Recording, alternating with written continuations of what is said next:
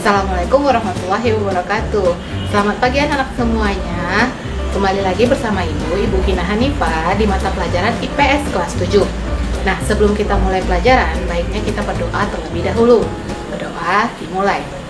Raditu billahi rabbah wa bil islami dina wa bil muhammadin nabiyya wa rasulah. Rabbis sahri sadri wa yassirli amri wahlul uqdatam min lisani yafqahu qawli. Amin. Oke, materi kita hari ini mengenai potensi kemaritiman Indonesia. Apa saja potensi kemaritiman Indonesia yang ada di wilayah Indonesia kita? Nah, videonya ada di next slide. Oke, materi kita mengenai potensi kemaritiman Indonesia. Next slide. Yang pertama, A. Perikanan. Nah, sumber daya perikanan laut merupakan salah satu potensi sumber daya laut di Indonesia yang sejak dulu telah dimanfaatkan penduduk. Di Indonesia bagian barat dengan rata-rata kedalaman laut 75 meter, jenis ikan yang banyak ditemukan adalah ikan pelagis kecil.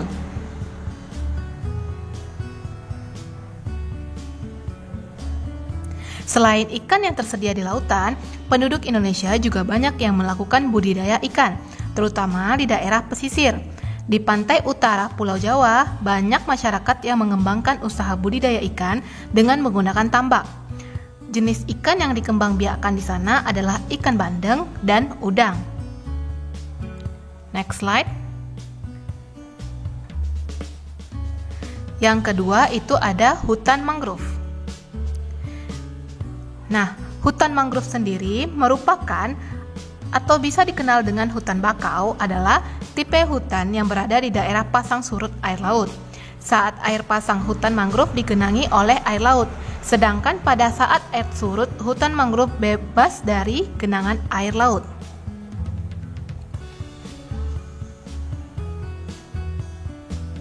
Nah, hutan mangrove di Indonesia tersebar di pesisir sebelah barat Pulau Sumatera.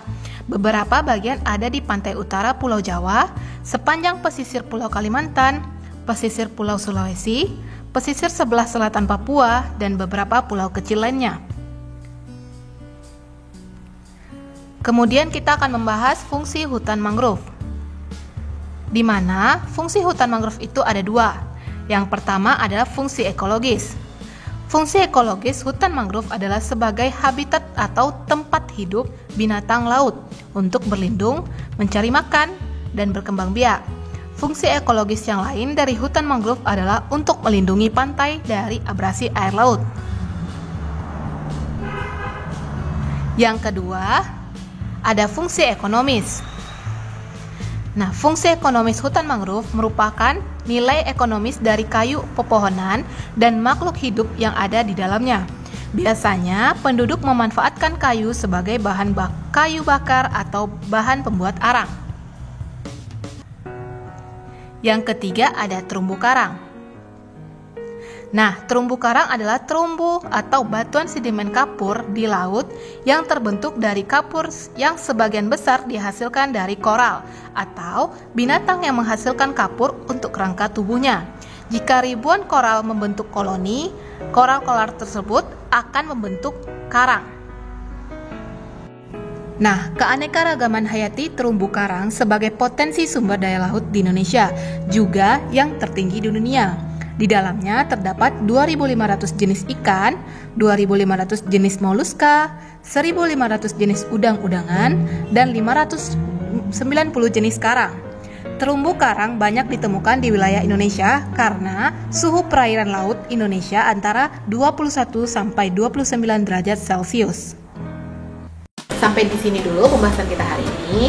Sampai jumpa di video pembahasan selanjutnya. Akhir kata, wassalamualaikum warahmatullahi wabarakatuh.